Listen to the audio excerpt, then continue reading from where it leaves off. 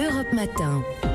7h42 sur Europe 1, l'heure d'aller bouquiner dans les rayons de la librairie Mola à Bordeaux. Librairie que Stéphane Place parcourt chaque matin pour nous donner des idées de lecture en cet été. Et aujourd'hui, son choix s'est porté sur un roman suédois. Rien de plus grand, c'est son titre, signé Malin Persson Giolito. Best-seller en Suède, 400 000 exemplaires vendus, récompensé par le prix Le Point du Polar européen en avril dernier, traduit et publié dans 30 pays. Rien de plus grand, c'est un énorme succès et un livre d'un peu moins de 500 pages que vous ne pouvez pas lâcher, puisque jusqu'au bout, vous voulez comprendre ce qui a conduit à cette tuerie dans un lycée de la banlieue chic de Stockholm. C'est la force et la singularité de ce récit. Le lecteur se retrouve dans les pensées de l'accusé. Maya, 18 ans, a survécu et l'on découvre cette jeune fille de bonne famille alors que s'ouvre son procès.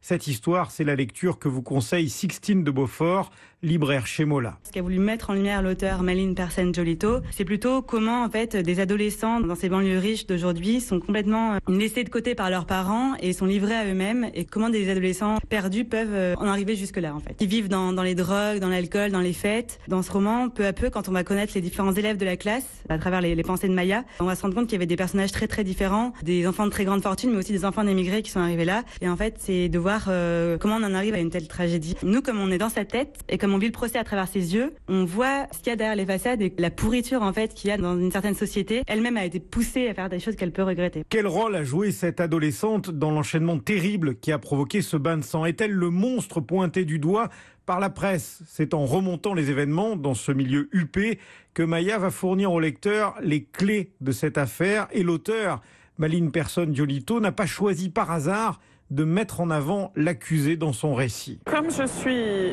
ex-avocate, ma perspective du tribunal et du procès est un autre que quelqu'un qui n'a pas travaillé dans un tribunal. Et c'était important pour moi de rendre le tribunal accessible. Qui est le mieux pour raconter le vrai tribunal si c'est pas l'accusé? Alors je voulais vraiment utiliser sa perspective à elle. Je réalise que j'ai raconté une histoire pas très suédoise, mais une histoire sur notre société occidentale, européenne peut-être. Moi, je suis un grand fan et grande lectrice des policiers nordiques, mais je pense que mon succès est dû au fait que c'est assez différent. C'est pas un roman, un polar nordique comme on les a connus avant. C'est quelque chose de très différent. Différent et surtout brillant. Rien de plus grand est édité par les presses de la cité et l'adaptation pour une série télé est déjà dans les tuyaux puisque les droits viennent d'être achetés. Merci Stéphane Place, on vous retrouve demain pour une nouvelle idée lecture.